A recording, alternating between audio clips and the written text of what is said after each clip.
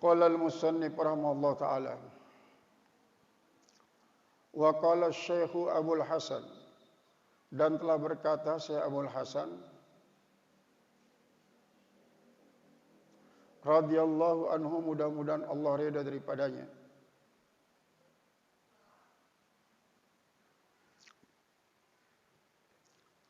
al-war'u ni'mat tariqu, wara' itu adalah paling baik jalan,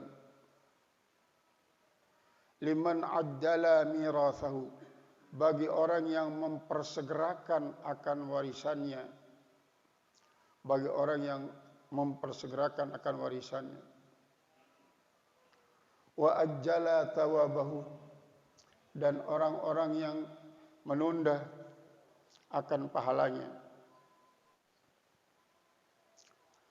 Faqad intaha bihimul wara'u, maka sungguhnya telah selesai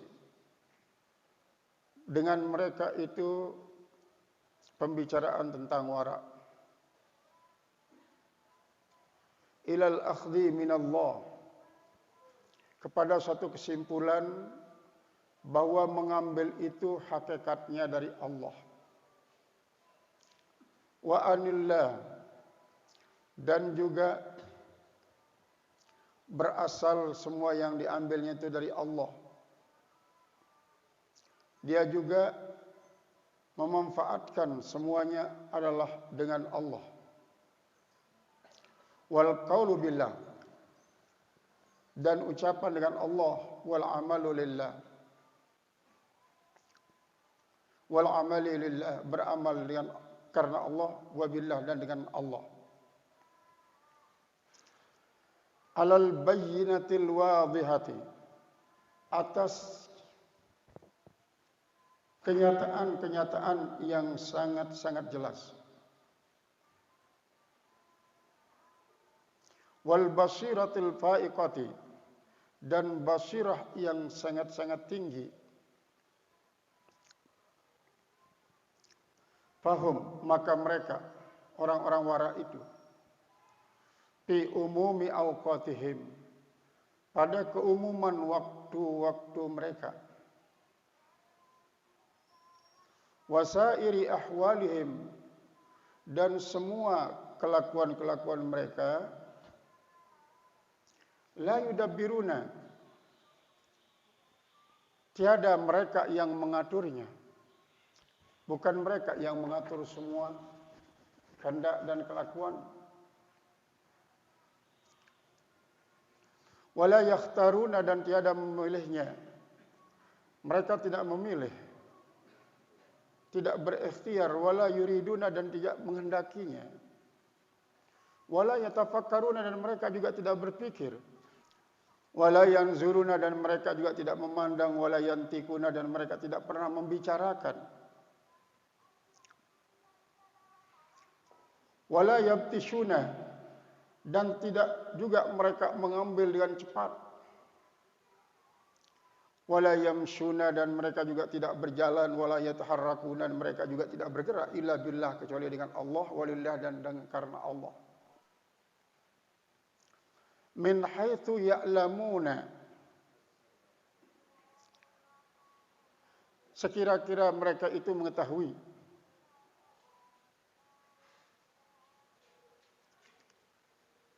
Hajama bihimul ilmu ala hakikatil amri, telah mengawali dengan mereka itu adalah sesuatu ilmu, sesuatu pengetahuan. Ala hakikatil amri, atas hakikat daripada sebuah perkara.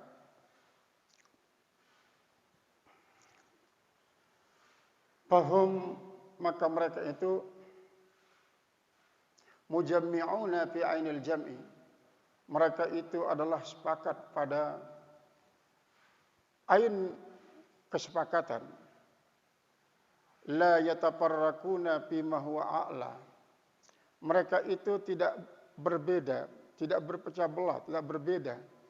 Fima huwa a'la, pada apa yang lebih tinggi. Wala fima huwa a'la, dan tidak juga pada apa yang lebih rendah.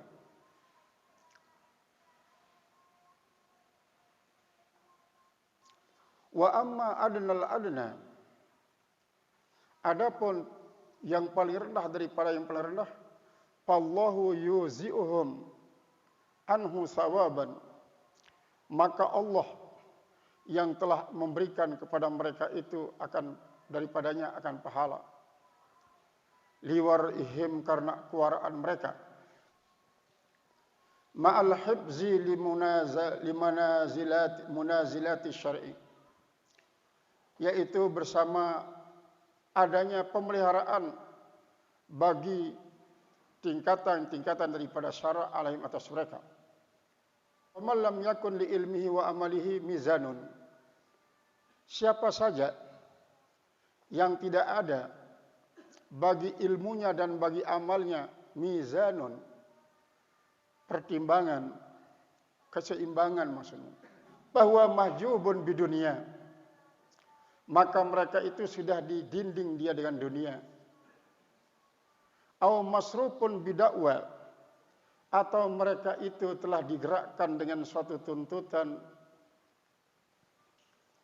Wa mirathu at-ta'azzuzu li khalqihi, dan warisannya itu adalah at-ta'azzuzu li khalqihi, yaitu memuliakan diri bagi makhluknya.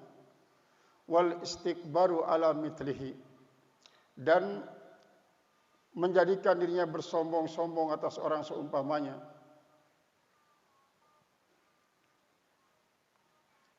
Wadallatu ala Allahi bi amalihi, dan dia memberikan suatu tunjukan atas Allah dengan amalnya. Fahadza huwal khusranul mubinu, maka inilah dia kerugian yang sangat-sangat jelas. Wal a'yadu billahil azim min dzalika, maka hendaklah kita berlindung dengan Allah yang Maha Agung daripada yang demikian itu. Alhamdulillah, sudah bermacam-macam pendapat daripada para ulama mengurai dari sudut pandang yang berbeda, namun pada suatu kesimpulan yang sama tentang masalah wara', yaitu mengiktikadkan bahwa apa yang kita terima, walaupun pada zahirnya adalah dari sesama manusia, maka yakinilah dan iktikadkanlah dengan seyakin-yakinnya bahwa itu hakikatnya dari Allah. Ketika kita mau memanfaatkan apa yang diberikan oleh Allah lewat tangan-tangan makhluknya, lewat kesuburan daripada alamnya, maka ketika kita menikmatinya, jangan lupa kepada Allah.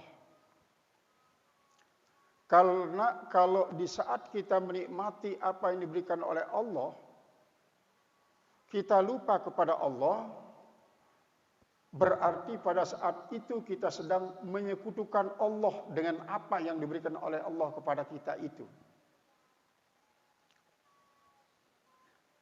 Ingat bahwa Allah yang memberikan, ingat bahwa Allah yang memberikan kita kemampuan untuk menikmati atau untuk memanfaatkan apa yang diberikan oleh Allah.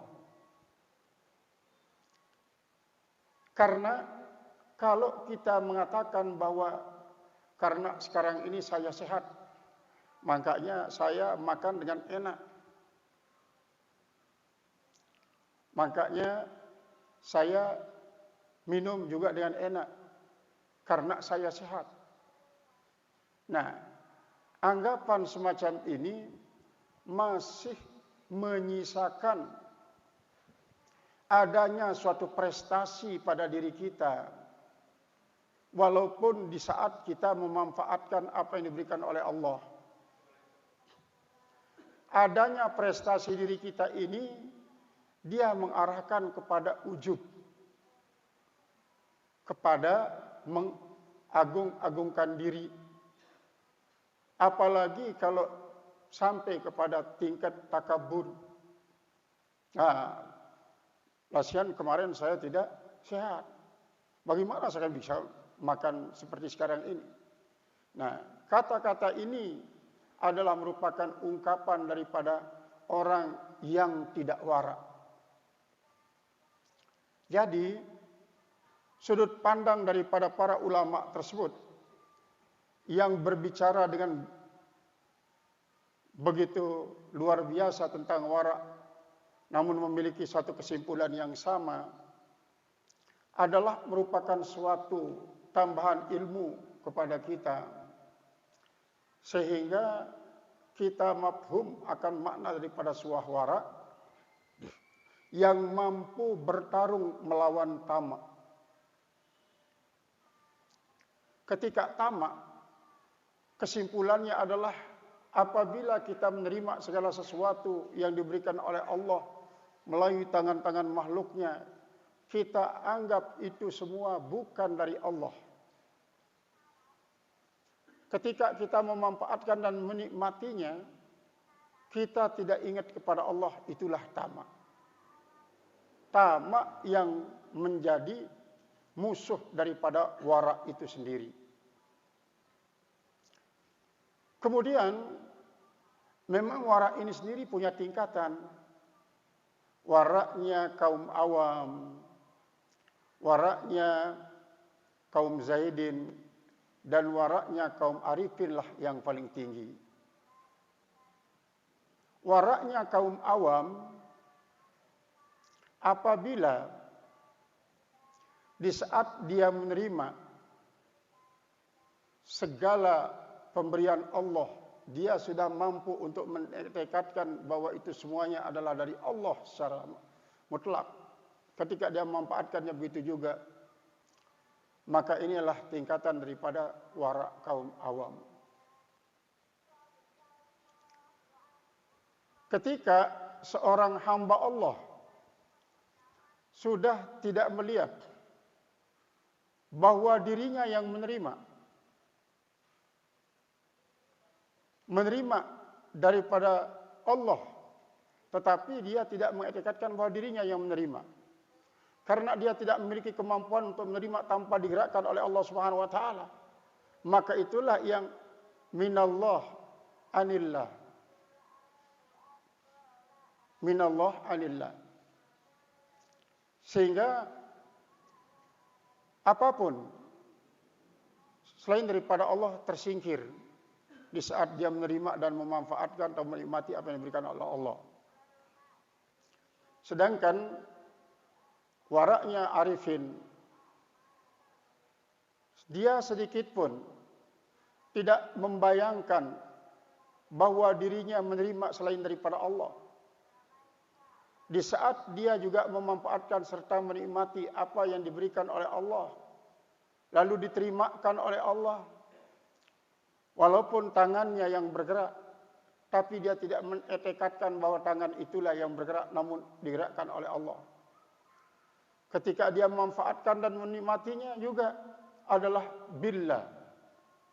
Jadi anil minallah, kemudian anillah billah, dengan Allah. La haula wala quwata illa billah. Seperti yang digambarkan bahwa orang-orang yang sakit tidak bisa menelan, dibikinkan bolong di dadanya atau di bawah lehernya, lalu dimasukkan selang. Dimasukkan dia selang. Dia tidak bisa berbicara untuk mengatakan saya lapar, saya haus. Dia tidak pernah berpesan nanti pada saat ini kasih saya makan, kasih saya minum, tidak pernah. Tetapi ternyata Allah yang menggerakkan hati daripada keluarga untuk memberikan dia asupan gizi apapun bentuknya, sampai kepada masuk ke dalam rongganya. Maka si sakit ini sedikit pun bergerak tidak, berikhtiar tidak, berkendak tidak, persis seperti yang disebutkan di sini. La yakhtarun, la yataharrakun, la yuridun, la yabtisun, semua tidak ada. Namun keluarga ini digerakkan oleh Allah. Sehingga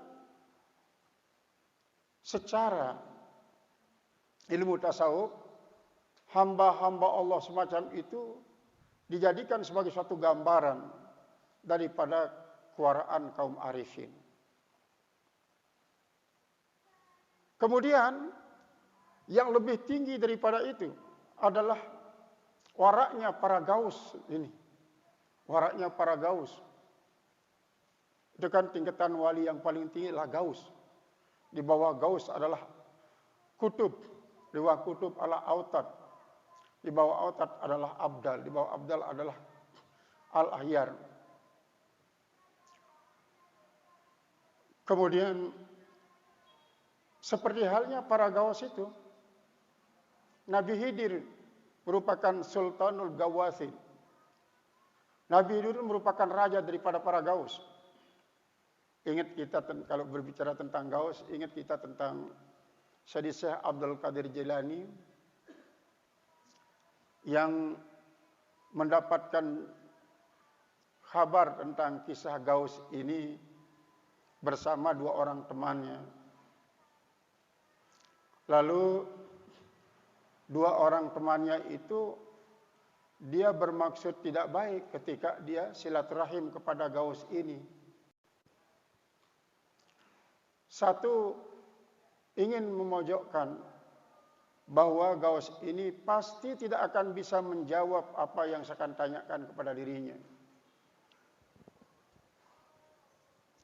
Tetapi dia tidak akan jelek-jelekkannya sebagai orang bodoh yang tidak pantas untuk disebut gaus.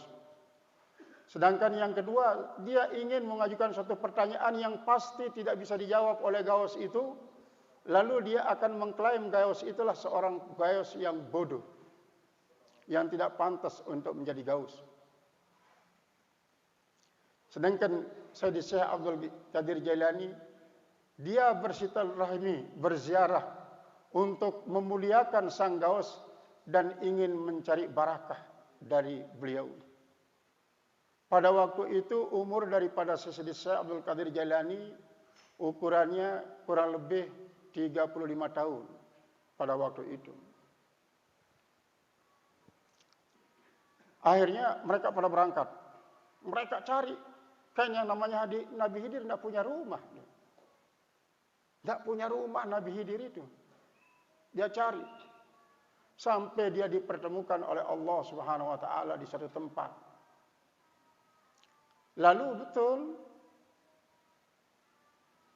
begitu bertemu dengan Nabi Khidir langsung dikutuk yang dua orang ini. Engkau ini akan meninggal dunia dalam keadaan sul khotimah, kau orang takabur. Kau ini juga begitu, lebih su'. Sementara kau ini nanti akan menjadi raja daripada para wali. Dua tapak kakimu akan berada di atas pundak semua para wali. Akhirnya diludahi mulut Sayyidi Syekh Abdul Qadir Al-Jailani oleh gaus ini. Diludahi dia. Hanya zahirnya ludah, tapi itu merupakan suatu kumpulan daripada ilmu laduni. Kumpulan ilmu laduni. Akhirnya dari dada Sayyidi Syekh Abdul Qadir Jailani terpancar yang namanya Haqqul Basirah. Haqqul Basirah. Jadi kan sebelumnya kita sudah berbicara ada namanya Syu'aul Basirah, ada namanya Ainul Basirah, dan ada namanya Haqqul Basirah. Syu'aul Basirah itu adalah sinar hati. Ainul Basirah itu adalah mata batin. Sedangkan Haqqul Basirah itu adalah hakikat daripada mata batin. Hakikat daripada mata batin. Itu yang terpancar. Maka mereka terus pulang ke tempat tinggal masing-masing. Tidak lama kemudian datanglah 100 ulama ingin berdebat dengan Sayyidi Syekh Abdul Qadir Jailani Lalu saya mengatakan kita tidak usah di sini ya. Ayo kita pergi ke puncak gunung supaya tidak ada yang melihat. Karena kalau dilihat orang nanti kita menjadi apa? Jadi sum'ah, takabur dan ujub. Mereka terus yang namanya para ulama, para aulia ini kan mempunyai suatu wirid yang namanya penyingkat bumi. Nah, sesampainya di puncak gunung itu mereka pada duduk. Saya di tengah-tengah. Yang paling pertama kali pertanyaan daripada mereka itu, coba kau datangkan satu buah apel saja untuk kami yang 100 orang ini. Di puncak gunung itu tidak ada kebun apel, tidak ada buah apel. Pokoknya tidak ada sudah kemungkinan untuk dapat. Tapi dengan kudrat iradat Allah Subhanahu wa taala, beliau itu berdoa kepada Allah, akhirnya beliau itu mendapatkan 2 buah apel. Satu buah berada di tangan kanan, satu buah berada di tangan kiri. Kemudian begitu dipegang apel yang tangan kanan ini, diberikan kepada yang pertama, ayo ini, coba cicipi dia. Sebelum dicicipi dicium, itu apel. Kok kenapa baunya busuk? Yang pertama itu bercerita, kok apel bagus ini baunya busuk. Akhirnya yang kedua juga minta, coba saya cium. Terus sampai 100 orang itu menciumnya. Nah itu cara menjawab pertanyaan ini ya. Kan kalau dimakan, malah mungkin 1 biji apel untuk 100 orang. Ternyata begitu caranya. Karena yang diminta oleh mereka bukan untuk dimakan. Yang diminta oleh mereka adalah 1 buah apel untuk 100 orang. Maka diperlihatkan bahwa apel ini baunya sangat-sangat busuk. Nah, ini ternyata merupakan tahapan yang ketiga daripada Sayyid Syekh Abdul Qadir Al-Jailani. Setelah diludahi mulutnya oleh Sultan Gaus itu, ternyata kumpulan ilmu laduni. Salah satunya adalah dia diberikan wirid oleh Gaus itu. Dia diberikan wirid. Apa wiridnya?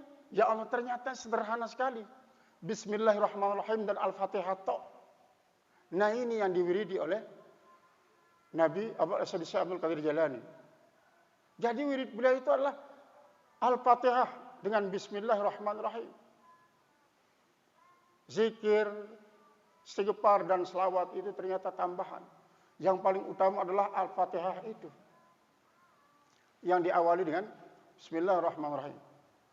Setelah itu, beliau disuruh oleh raja daripada Gaus itu supaya apa?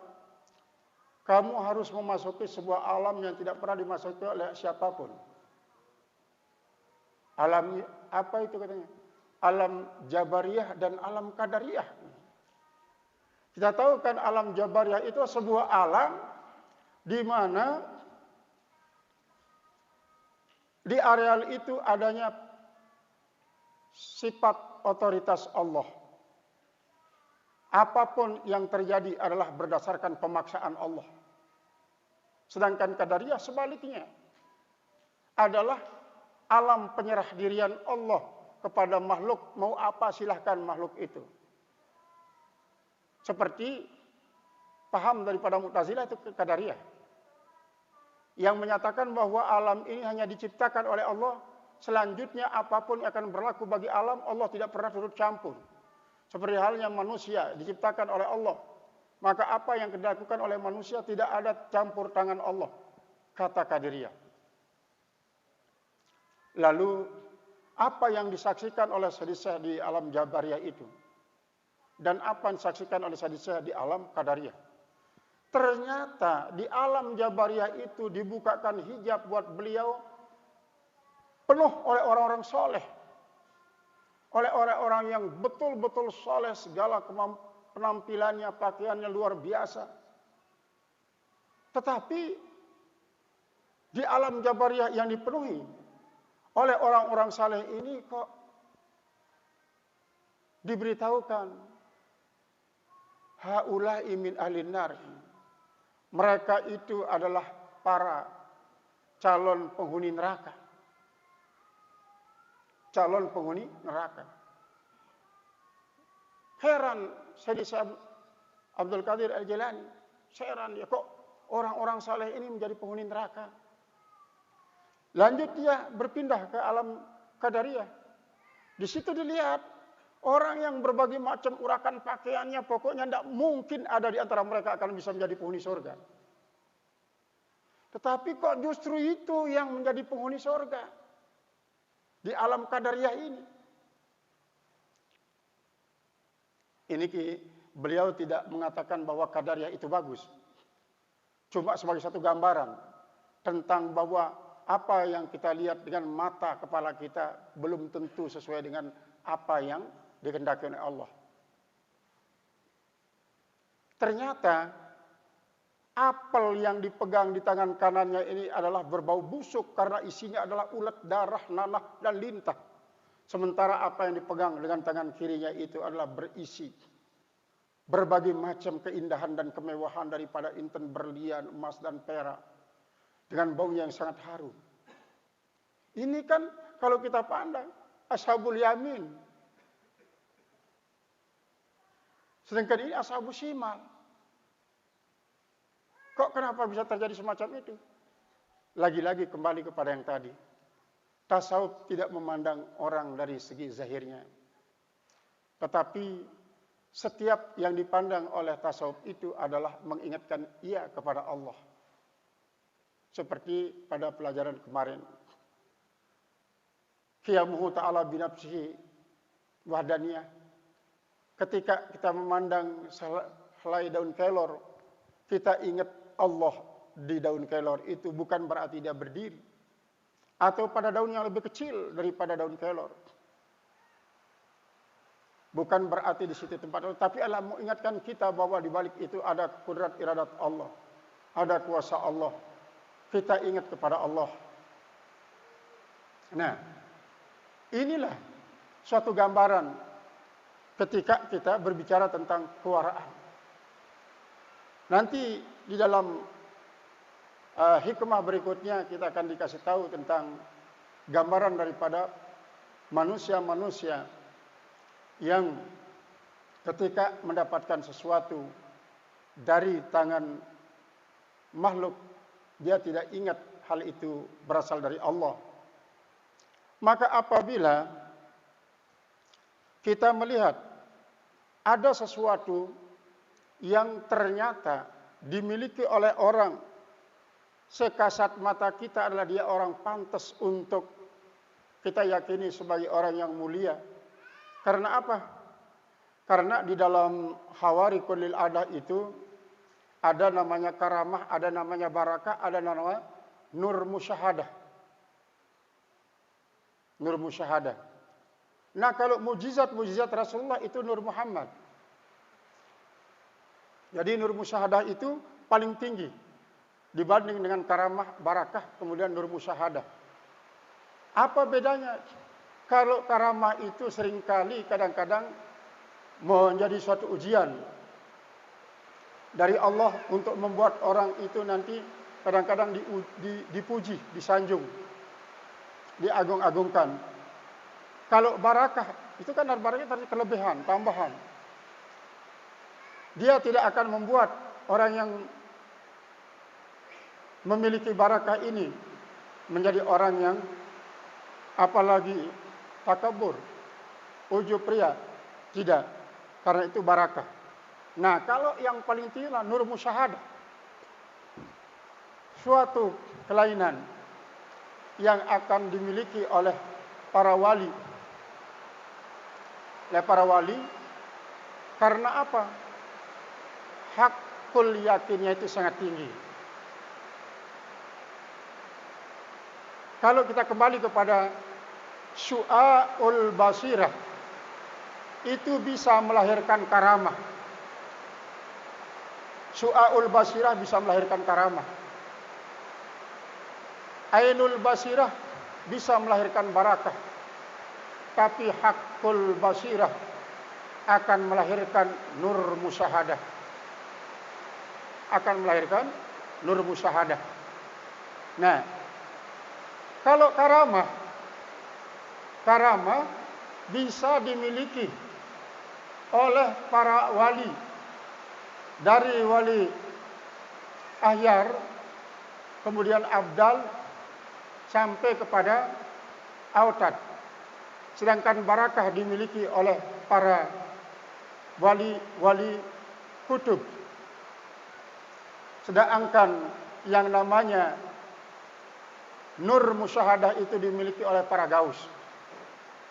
Makanya Nabi Khidir sebagai Sultanu Salatinil Gawasin, dia memiliki tingkat gaus yang paling tinggi, memiliki yang namanya nur musyahadah, yang tentu tidak dimiliki oleh tingkat para wali yang rendahan. Nah ini. Nah kemudian apabila kewaraan-kewaraan itu yang masih mengakui adanya campur tangan makhluk atau alam kepada apa yang dianugerahkan kita oleh Allah Subhanahu wa taala, lalu itu akan membuat kita menjadi mengarah kepada ujub, takabur dan riya. Itu adalah merupakan suatu bencana yang sangat besar. Suatu bencana yang sangat besar. Maka kewaraan semacam ini bukan suatu kewaraan tingkat para ahli tasawuf. Nah, bahkan kewaraan semacam itu wajib kita wara daripadanya. Tidak perlu kita miliki kewaraan semacam itu. Karena dia akan membuat kita ujub, mengagung-agungkan diri.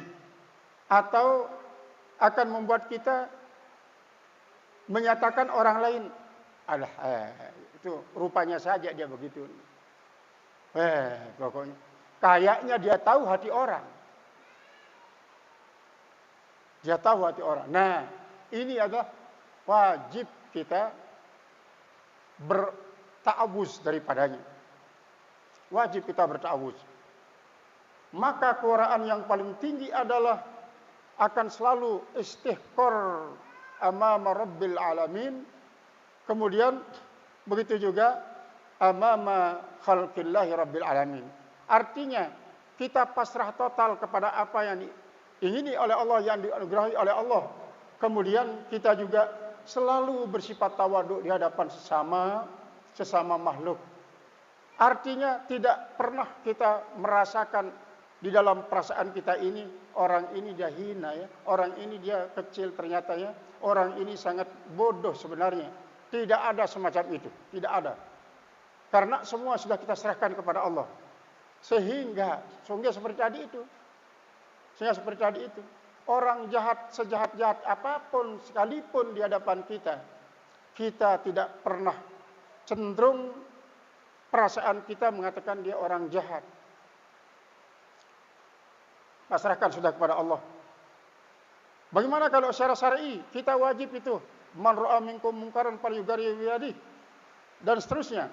Memang secara syar'i kita bertindak. Bertindak itu tidak berarti kita menghinakan. Tidak berarti kita mengatakan kamu kurang ajar, kamu patut menjadi penghuni neraka, tidak patut hidup di dunia ini, kamu dikutuk oleh Allah Subhanahu wa taala, tidak pantas hidup di dunia kamu. Ini kan kata-kata kutukan. Bertindak itu adalah mengarahkan dia. Kalau begitu, ayo kita sholat ya. Atau kita coba ajak dia makan-makan, minum-minum. Begitu selesai makan minum, coba kita bertukar pikiran tentang pengetahuan tentang Allah, ma'rifatullah, tauhid Allah. Karena seringkali kadang-kadang orang itu tidak bisa kita ajak berbuat baik karena dia tidak pernah membuktikan bahwa dirinya adalah tahu akan Allah. Ma'rifatullahnya itu belum dibuktikan. Seandainya kalau dia kenal Allah, ya belum diperintah saja. dia sudah siap untuk melakukan apa yang diwajibkan. Karena dia sudah mengenal Allah dengan pengenalan yang sesungguhnya. Nah, ternyata orang-orang yang waraknya semacam yang disebutkan tadi, ya ta'azzuz li khalqihi wastikbar ala mithlihi wa dullatu ala Allahi bi amalihi, maka dikatakan khusranul mubin wal iyadu billahil azim, katanya min zalika. Nah, sekarang ini sebaliknya. Wal aqyasu. Aqyas itu jamak taksir lil kasrah daripada al kaisu. Sedangkan al kaisu man danat nafsuhu hawaha wa amila lima ba'dal mauti. Wal ajizu man lam liman lam yudni nafsuhu hawaha wa tamanna 'ala Allahil amaniyah. Yang namanya orang kuat, orang perkasa adalah orang-orang yang dirinya bisa menaklukkan hawanya. Lalu dia selalu berbuat semata-mata adalah untuk menemukan Allah setelah matinya. Sedangkan orang yang lemah adalah manittaba'at nafsuhu hawaha. Orang yang nafsunya selalu mengikuti keinginannya. Wa tamanna 'alallahil amaniyah. Nah, nanti kita akan berhadapan dengan sabda Rasulullah ini pada makalah yang pendek sekali, tapi pembahasannya panjang. Siapa Aqyas? Yatawarrauna an hadzal war'i. Mereka itu warak daripada warak semacam ini. Daripada warak semacam yang tadi, ata'azzuz li khalqihi wal istikbaru ala mislihi wa dallatu ala Allahi bi amalihi. Itu. Dia berlindung daripada itu. Ya warak daripada warak semacam itu. Wa yasta'izuna minhu. Dan mereka itu meminta perlindungan daripadanya. Wa man lam yazdad bi ilmihi wa amalihi. Siapa saja yang tidak bertambah dengan ilmunya, dengan sebab amalnya, ihtiqaran li nafsihi, yaitu adalah hina bagi dirinya sendiri, menghinakan diri sendiri, wabtiqaran ila rabbih, dan sangat berhajat kepada Tuhannya, wa tawadu'an, dan tawadu li khalqihi, bagi makhluknya, fahuwa halikun, maka dia adalah orang yang binasa. Maka dia adalah orang yang binasa. Fasubhana man qata'a katiran minas salihin bisalahihim am muslihihim. Maka maha sucilah man qata'a katiran minas salihin, orang-orang yang telah memotong daripada orang-orang saleh.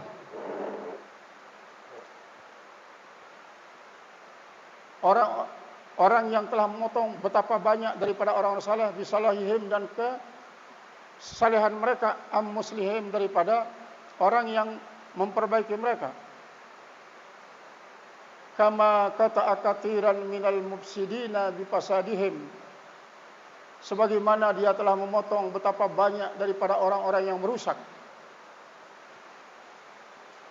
Bifasadihim am mujidihim, dengan sebab kerusakan mereka daripada orang yang mengadakan mereka. Fasta'iz billahi, maka berlindunglah dengan Allah. Innahu huwas samiul alim, sesungguhnya Allah adalah maha mendengar dan maha mengetahui. Jadi ternyata kalau yang diterangkan, apabila kewaraan itu menyebabkan dia menjadi merasa sangat mulia di hadapan sesama makhluk, lalu dia sombong terhadap orang-orang sesamanya, lalu dia menjadi orang-orang yang terdepak daripada kedekatan pada Allah, adalah sesuatu kehinaan dan kerugian yang sangat besar. Sebaliknya, orang-orang yang perkasa itu adalah orang-orang yang warak, artinya warak daripada kewaraan yang disebut tadi, dan minta perlindungan kepada Allah daripada kewaraan seperti tadi. Lalu ditambahkan oleh syarih, siapa saja tidak menjadi semakin merasa hina dibanding dengan sesamanya, semakin sangat butuh kepada Allah dibanding dengan orang lainnya, disebabkan oleh ilmu dan amalnya, maka ternyata orang semacam itu adalah orang-orang yang sangat-sangat binasa baik di dunia dan di akhiratnya. Kita ingat ada seorang waliullah yang merasa cukup ilmunya baik dalam ilmu akidah, syariah dan tasawuf. Lalu dia minta izin untuk mengajar dari orang tuanya. Abah, saya rasa sudah cukup ilmu yang diberikan oleh Abah kepada saya. Sudah saatnya saya sekarang ini melanjutkan dakwah daripada Abah. Karena Abah sudah mulai sepuh, tidak banyak sekarang ini bersilaturahmi kepada masyarakat. Apa kata si Abah? Jangan. Kecuali kalau kau sudah menemukan orang yang paling jelek, jahat di dunia, baru kamu boleh mengisi tempat-tempat pengajian Abah. Kalau belum, nggak boleh. Akhirnya dia pun berjalan mencari orang yang paling jahat, paling jelek itu. Dia sudah berjalan beberapa hari, dia tidak menemukan orang tersebut. Akhirnya dia diilhami oleh Allah. Kenapa kau harus berjalan-jalan jauh-jauh mencari orang yang paling jahat, paling jelek? Anggap saja dirimu yang paling jahat, dirimu yang paling jelek, dirimu yang paling bodoh di hadapan Abahmu. Dengan penuh keyakinan dan keikhlasan katakan hal itu. Niscaya Allah nanti akan menggerakkan hati Abahmu untuk memberikan kamu rekomendasi, memberikan pengajaran. Pulanglah dia. Padahal dia sudah sangat jauh tempatnya ini untuk mencari orang yang jahat itu. Ternyata sangat gampang katanya untuk menemukan orang paling jahat, paling bodoh, paling jelek. Dia pun pulang. Gimana? Kau sudah temukan orangnya? Sudah Abah, alhamdulillah saya temukan. Mana dia? Ini dia anak Abah sendiri kan. Yang paling jahat, paling lengek, paling bodoh itu. Barulah Abahnya bilang, kalau begitu sudah, boleh kamu mengajar. Ini artinya apa? Kamu mengajar bukan karena menganggap dirimu lebih alim daripada orang lain. Kamu akan mengajar bukan menganggap dirimu lebih taat beribadah daripada orang lain. Kamu akan mengajar bukan mengatakan dirimu lebih suci daripada orang lain. Tapi kau betul-betul dengan keyakinanmu ini mengajar lillahi ta'ala. Lillahi ta'ala. Seperti yang sudah disampaikan pada pembahasan tentang hikmah yang mengatakan tanda daripada orang itu masih berpegang kepada dirinya, tidak berpegang kepada Allah, adalah dia sangat sedikit harapannya ketika dia terjerumus terhadap sebuah maksiat. Rajaknya atas pengampunan Allah itu sangat sedikit. Dia anggap dirinya sudah diusir oleh Allah dari arena rahmat Allah. Akhirnya begitu dia terjerumus berbuat dosa, dia mengatakan tidak ada harapan lagi dari Allah Subhanahu wa taala untuk mendapatkan ampunan. Maka betapa malunya dia di hadapan sama manusia, apalagi kepada para jamaahnya, apalagi kepada para murid-muridnya yang akan apa? Akan mengolok-olok dia, menghina dia, hanya bisa mengajar orang lain saja, tidak bisa mengajar dirinya. Ini tandanya orang itu ternyata tidak ikhlas karena Allah dalam mengajar. Tapi dia mengajar karena apa? Menganggap dirinya orang suci. Menganggap dirinya orang tidak punya kekurangan. Menganggap dirinya orang yang sangat alim dan sudah mengamalkan ilmunya. Seperti yang diajarkan ini. Nah, bagaimana dengan kita? Kita sedang belajar. Kita sedang belajar. Artinya apa? Sedang belajar, ketika sedang belajar, apakah kita akan seperti orang yang disebut di dalam hikmah itu?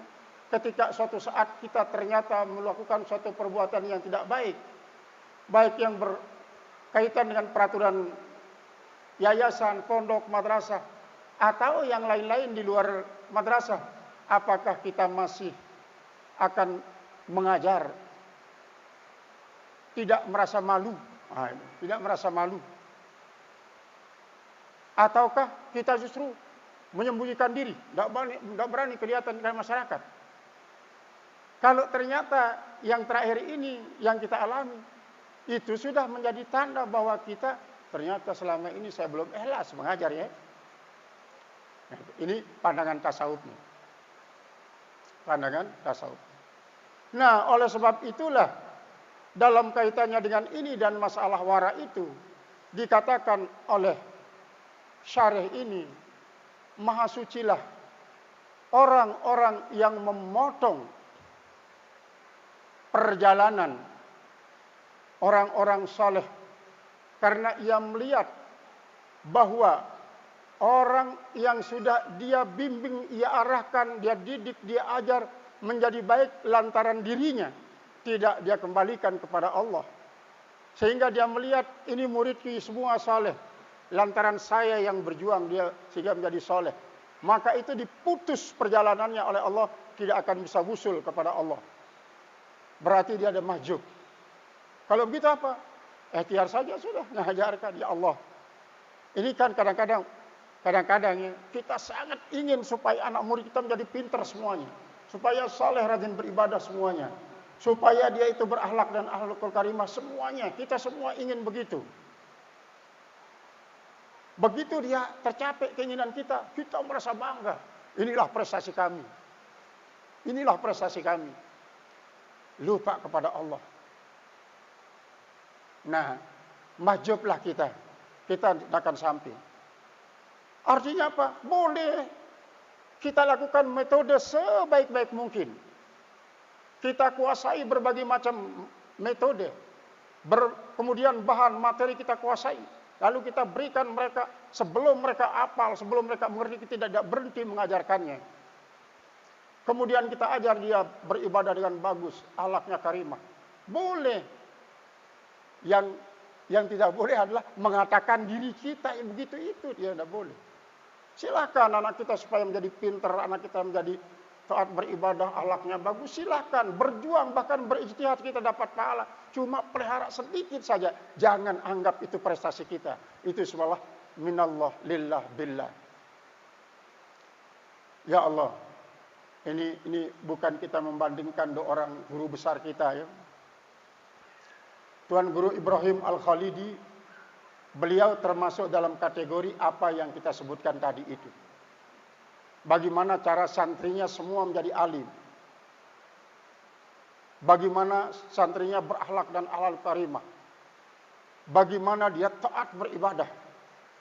Lillahi ta'ala, billahi ta'ala. Sementara kakak beliau, Tuan Guru Mustafa, ya Allah. Kalau beliau ngajar, kadang-kadang dibaca saja itu, tidak diterjemahkan. Sudah, wallahu alam. Dewa hengkah de guru.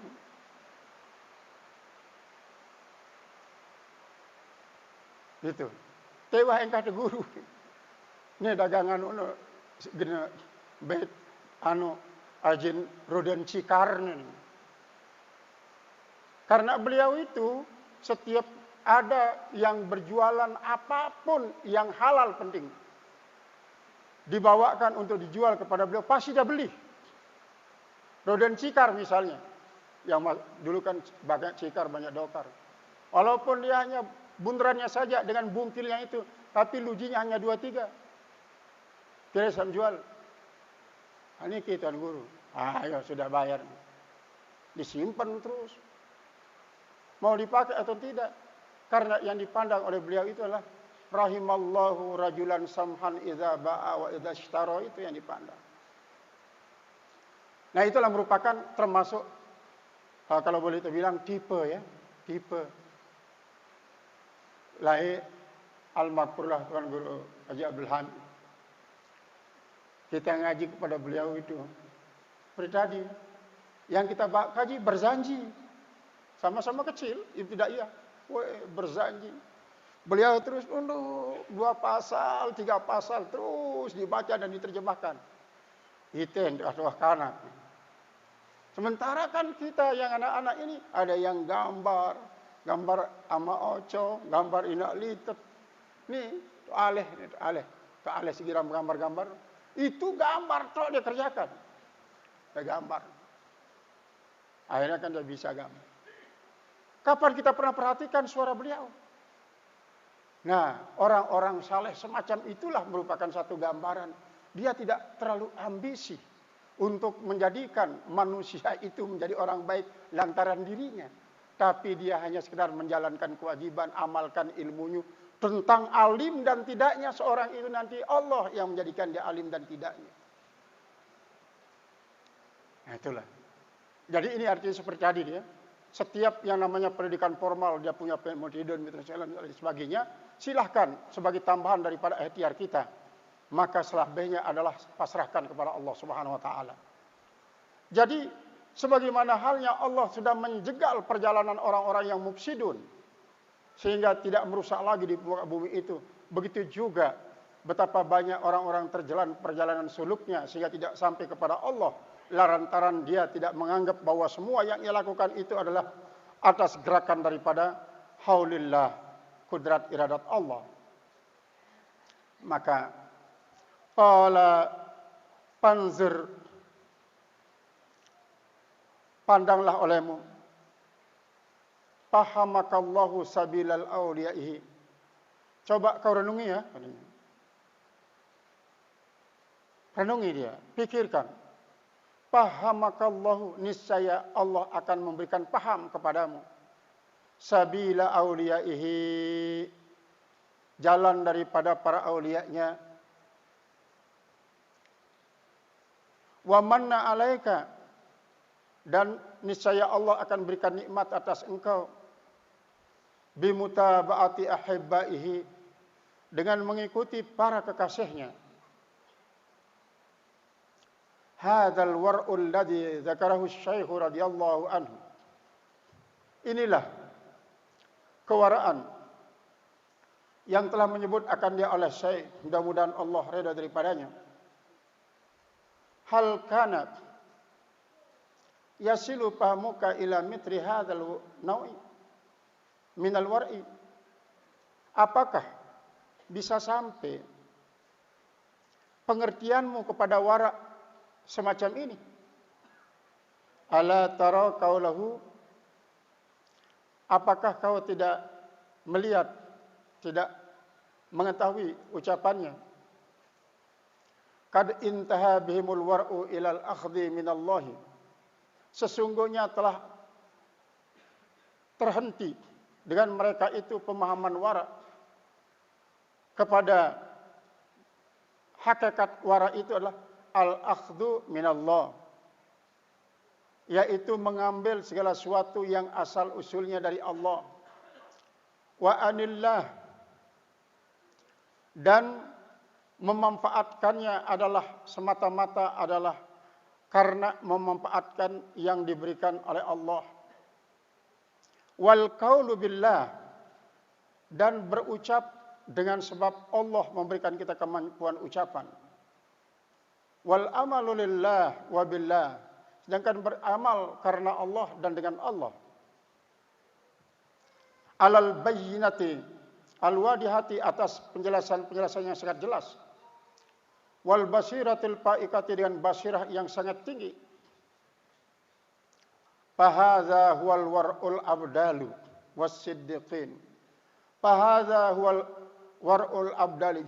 Inilah waraknya para abdal was-siddiqin, dan waraknya para siddiqin. La war'al munqati'ina, bukan waraknya orang-orang yang terputus. Alladzi nasha'a an su'iz zanni, yaitu adalah waraknya yang muncul daripada su'uzzon, wa galabatil wahmi, dan yang muncul daripada galabatil zan, yaitu kemenangan zon. Wa galabatil wahmi, yaitu waham, yaitu adalah hanya sekedar angan-angan. Intaha, sudah selesailah dia tentang warak ini. Wa innama auradna hadhil ma'ani hahuna, dan hanya saja kami datangkan makna-makna ini di sini, tatmimam lil faidatil muta'alliqati, sebagai satu penyempurnaan bagi faedah yang berhubungan bi kalami sahibit tanwir, dengan ucapan pemilik daripada tanwir, pengarang daripada tanwir qulub. Min kaunil war'i muqabilan lit-tam'i, daripada hakikat wara itu adalah berlawanan dengan tamak. Wa sayati mazidu bayanin fiha, dan akan datang nanti tambahan penjelasan padanya. Fi maudi'in ansabi min hadza, yaitu pada satu tempat yang lebih pantas sesuai daripada ini. Inda qaulihi la tamuddanna yadaka ilal akhdhi minal khalaiki ila akhirih panzur fihi. La tamuddanna yadaka, jangan kau panjangkan tanganmu, ilal akhdhi minal khalaik, kepada mengambil daripada makhluk, ila akhirih, kepada akhirnya. Panzur fihi, maka tunggulah dia di sana. Panzur fihi, tunggulah dia di sana. Ini sebelum kita masuk kepada makalah yang singkat ini, kita kembali ingat kepada kisah Nabi Musa alaihissalam ketika dia sakit gigi, lalu ngelapor kepada Allah, Rabb, gigi saya sakit, katanya. Gigi saya sakit. Kalau begitu, itu daun itu kamu ambil, kunyah. Mungkin empat mungkin. Ambil itu, kunyah. Tapi ingat, atas nama saya. Langsung. Ini artinya apa? Perpaduan antara ikhtiar dan ijbar. Nabi Musa berikhtiar mengunyah daun itu supaya dia bisa sembuh daripada penyakitnya. Maka oleh sebab itu kan dokter membagi penyakit ini ada dua. Ada yang penyakit medis, ada yang non medis. Kalau yang medis itu ya pokoknya tablet, kemudian infus, segala-galanya sudah. Itu yang medis. Kalau yang non medis, ya itu yang dibacakan Al-Fatihah, bacakan antas syafila syifa ila syifauka, dan seterusnya, itu bacaan-bacaan itu. Nah, Nabi Musa di sini memadukan antara ikhtiar dan ijbar. Akhirnya kambuh penyakit Nabi Musa. Boleh jadi, mudah-mudahan kita tidak suudzon kepada Nabi Musa. Di saat dia mengadu kepada Allah itu, sebenarnya dia ingin menanyakan apa obat sakit gigi, ya Allah. Ketika sudah dikasih tahu sekali, lalu dia langsung tidak lagi ngelapor kepada Allah. Akhirnya betul, kita kambuhan, dia nyelonong tanpa pamitan dari Allah. Dia petik daun itu lalu dia kunyah sendiri, tidak sembuh-sembuh sakit giginya.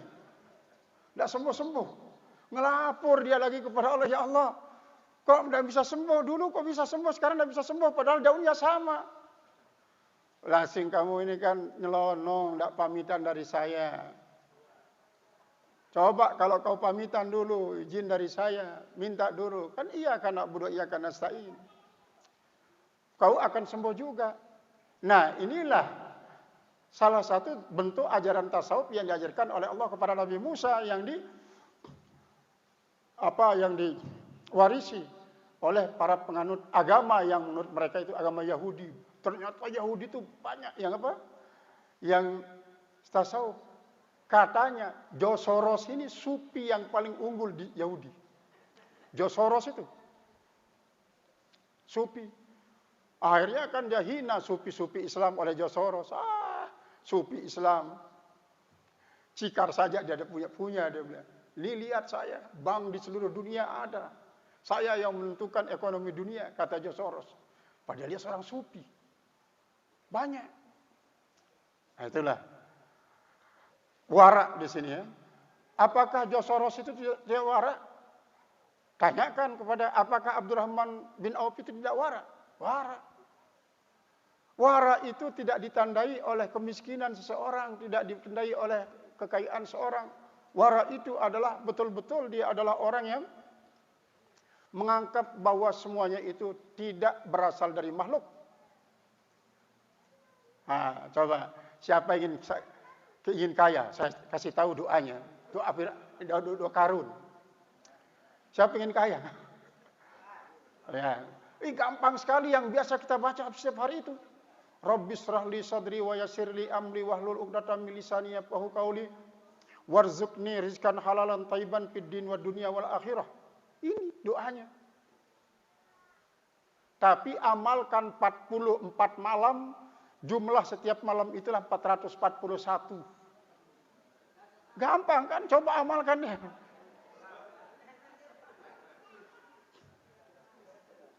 Jadi yang kita amalkan adalah 441 hari, 441 kali. Baca yang tadi itu kan semua kita sudah hafal, tidak ada yang tidak hafal. Tapi wiridkan dia 41 malam, itu saja. Tapi apakah sama kita dengan karun atau tidak itu? Karena seringkali kan berbeda. Alat itu dipakai oleh orang lain tidak bisa. Tidak bisa. Ternyata karun itu jadi amal wirid.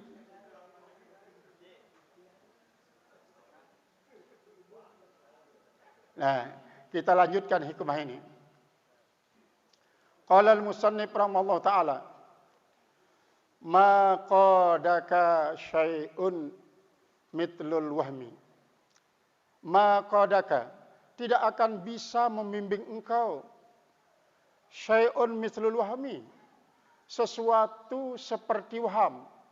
Waham itu artinya angan-angan kosong, tidak pernah ada realisasinya. Berbeda dengan himmah ya. Himmatun aliyah sampai dipakai di dalam Ta'limul Muta'allim. Bahwa salah satu daripada ciri orang itu betul-betul akan dapat ilmu, dia punya himmatun aliyah, kemauan tinggi. Kemauan tinggi. Dan dibuktikan dalam realisasinya. Ini waham. Waham itu hanya sekedar angan-angan. Tidak ada sedikit pun tindakan daripada apa yang diangankan. Dia menghayal. Pokoknya pada malam Jumat tanggal 27 bulan Ramadan 2022 atau 1443. Nanti seakan kedatangan tamu membawa uang 2,5 triliun. Ini kan, ini termasuk waham. Kenapa? Karena tidak sesuai dengan ikhtiar kita. Dia hanya berangan-angan karena dia sudah membuat suatu ritual yang sifatnya bernilai mistis. Tetapi tidak pernah berikhtiar yang sesuai dengan apa yang diangan-angankan. Itulah tulul amal. Baru yang namanya angan-angan itu tidak sesuai, tidak dikatakan tulul amal apabila disesuaikan dengan makom, sesuaikan dengan usaha. Misalnya begini, begitu lahir seorang anak kita laki-laki maupun perempuan, apa cita-cita anak ini? Dia ingin jadi astronot. Padahal dia belum bisa, tidur saja belum bisa. Astronot. Baru tidak dikatakan tulul amal. Oh nanti anak ini setelah dia bisa berbicara saya masukkan dia di PAUD. Setelah dia di nol kecil, nol besar terus. Itu cita-cita, bukan tulul amal. Ya man bidunya hustagal awalam yazal. Sampai apa katanya? Sampai al-mautu ya'ti bagdatan wal kabru sundukul amal itu. Ya man bidunya hustagal, hai orang-orang yang selalu sibuk dengan dunianya. Awalam yazal fi gablatin hatta dana minhul ajal. Apakah dia senantiasa gaplah ini yang paling ditakuti oleh para sufi. Gaplah itu lupa kepada Allah. Hatta dana minhul ajal, sampai datang ajal. Sampai datang atasnya ajal. Wal mautu ya'ti bagdatan wal qabru sundukul amal. Yang namanya kematian itu senantiasa datang secara tiba-tiba.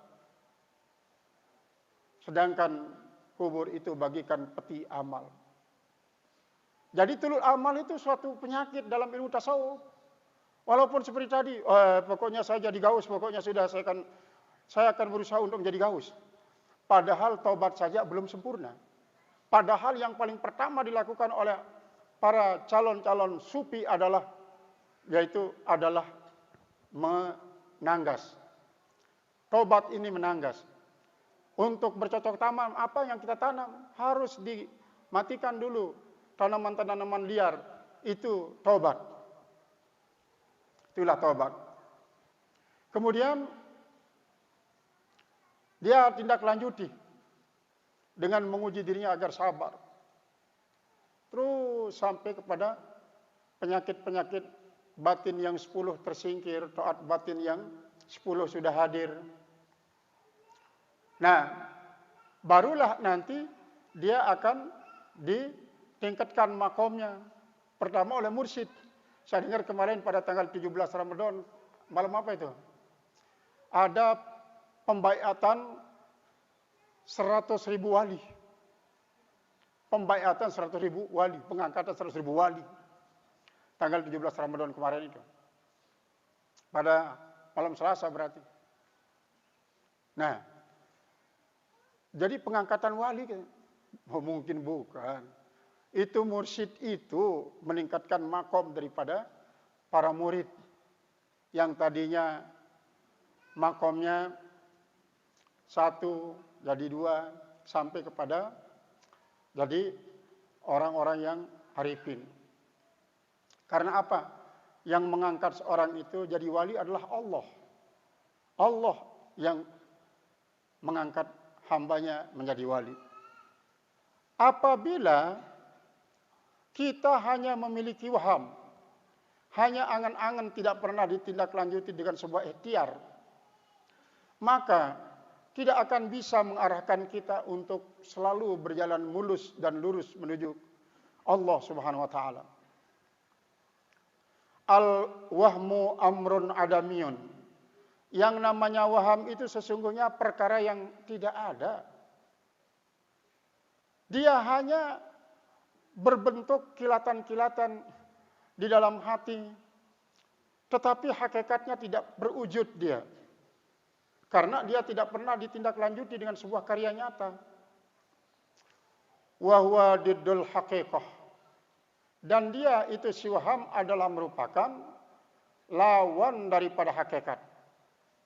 Lawan daripada hakikat. Hakikat itu kenyataan, sesuatu yang betul-betul ada.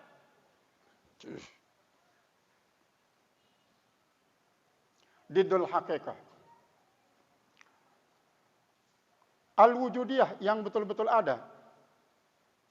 Wan nafsun naqisah inqiyaduha dan nafsu yang sangat kurang ketundukannya ilal umuril wahmiyah, kepada perkara-perkara yang persangkaan al-batilah, yang batal. Asyaddu min inqiyadiha ilal haqaiqis sabitah. Nafsu yang sangat kurang tunduknya kepada perkara yang wahmiyah itu, yang batal, itu lebih hebat, lebih keras, lebih kasar min inqiyadiha ilal haqaiqit sabitah, daripada tunduknya kepada hakikat yang tetap, liwujudil munasabati bainahuma, karena adanya munasabah antara keduanya. Wattam'u fin nasi, dan tamak pada manusia itu inqiyadun ilal auham al batilah. Tamak pada manusia itu hakikatnya adalah suatu ketundukan kepada persangkaan-persangkaan yang batal. Li'anna tam'a, karena bahwasanya tamak itu tasdiqun lizannil kadhib, dia adalah merupakan suatu pembuktian bagi zon yang bohong. Pembuktian bagi zon yang bohong. Wa tam'u fihim tam'un fi ghairi mutmi'in. Sedangkan tamak pada mereka itu adalah tamak pada bukan yang memberikan ketamaan, yang harus kita selalu tamak kepadanya.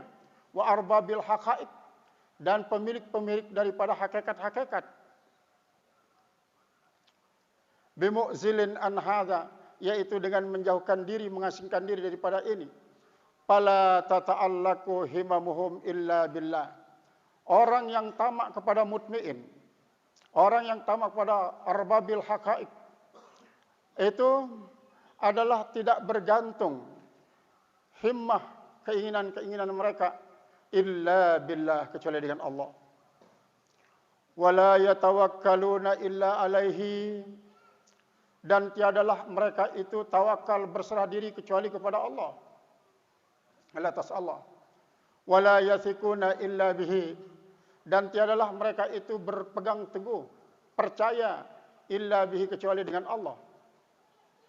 Qad saqata i'tibarul auhami, sesungguhnya telah gugur i'tibarul auhami, yaitu pandangan-pandangan, persangkaan-persangkaan, wal khayalat, dan khayalan-khayalan, allati hiya muta'alliqatun bil aghyar, yang adalah dia bergantung dengan alam, an qulubilhim, daripada hati mereka. Fazala anhumut tam'u, maka hilanglah daripada mereka itu tamak. Pattasapu, maka mereka itu bersifat. Jadi hilang tamak kepada makhluk, maka mereka pun bersifat bisifatil qanaah, dengan sifat qanaah, wal war'i, dan sifat wara'. Pakanat lahumul hayatut thayyibatu, maka adalah bagi mereka kehidupan yang thayyib. Wal aisyatur radiyatu, dan kehidupan yang penuh dengan keredaan. Wal qanaatu maqamun azimun, sedangkan qanaah itu merupakan makom yang sangat besar, sangat agung. Mim maqamatil yakini, daripada makom-makom keyakinan.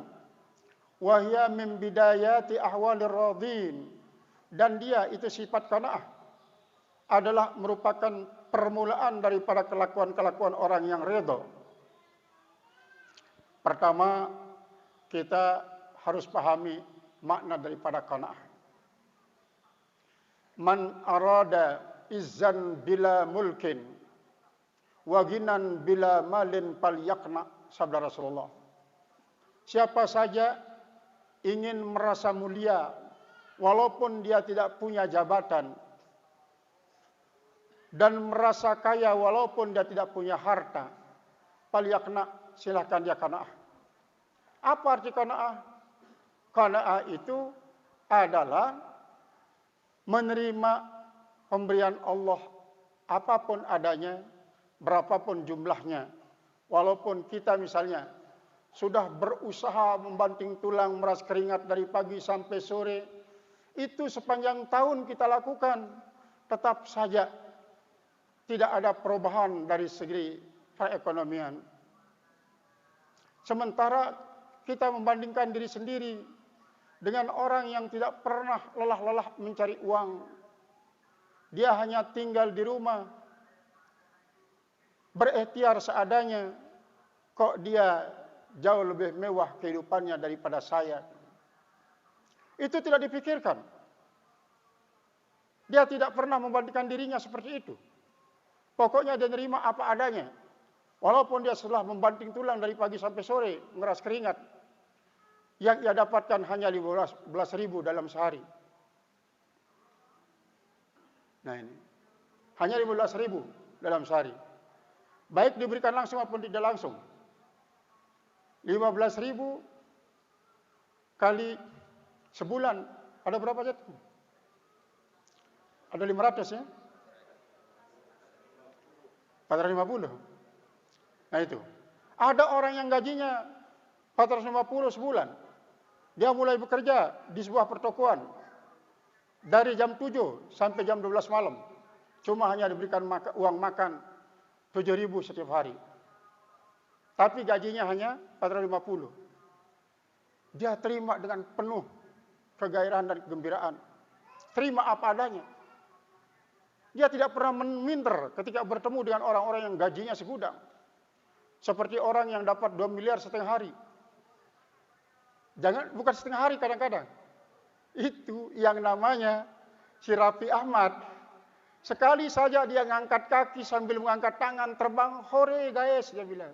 Tidak ada setengah detik itu. Ketika ditanya, bang, berapa yang masuk tadi itu? Sedikit. Berapa? 4,5 miliar. Dia mengatakan, hore guys nih. Hore guys, 4,5 miliar.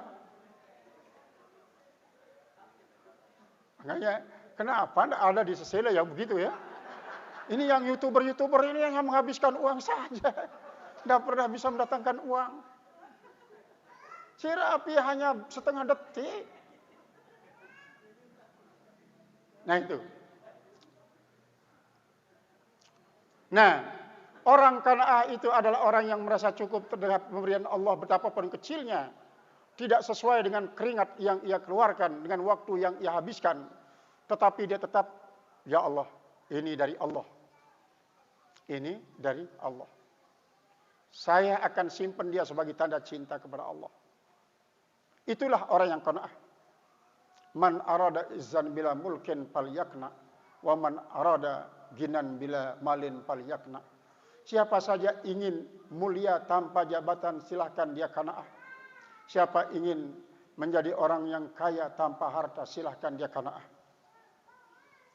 Yakin terhadap apa yang diberikan oleh Allah kepadanya, sedikit apapun jumlah dan nilainya. Qala al-musannif rahimahullahu ta'ala.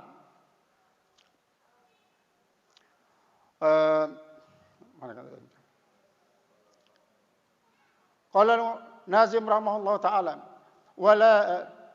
Qala ba'dul arifin. Berkata sebagian daripada arifin.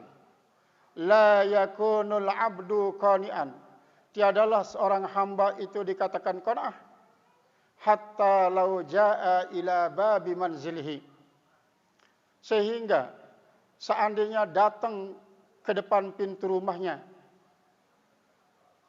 jami'u ma yargabu, semua apa yang ia sukai, pihi, ma yargabu pihi. Ingat, kembali kita kepada kaidah, kalau ragiba muta'addi dengan an bimakna kariha. Kalau ragiba muta'addi dengan pi bimakna ahabba. Rubba ragibin pika. Betapa banyak laki-laki yang suka padamu. Rubba ragibin angka. Betapa banyak laki-laki yang benci kepadamu. Kalau Al-Maqpulah Tuan Guru Subki, kalau baca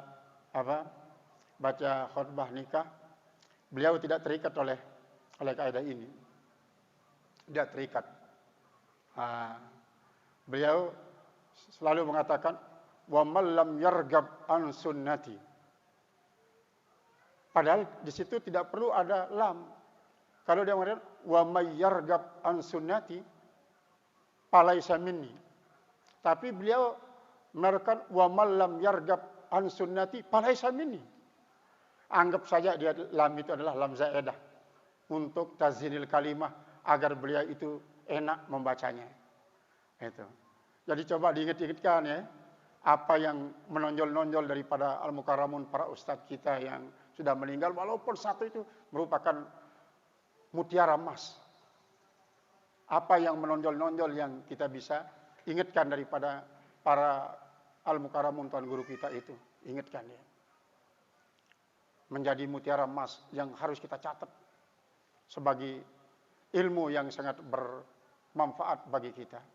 Pasti ada semuanya. Karakter daripada para tuan guru kita seperti tadi, Tuan Guru Abdul Hamid. Kalau ngajar dia tidak pernah melihat murid. Hanya kitab yang dilihat dari awal sampai akhir. Alhamdulillah pada istirahat wakanak. Itu caranya.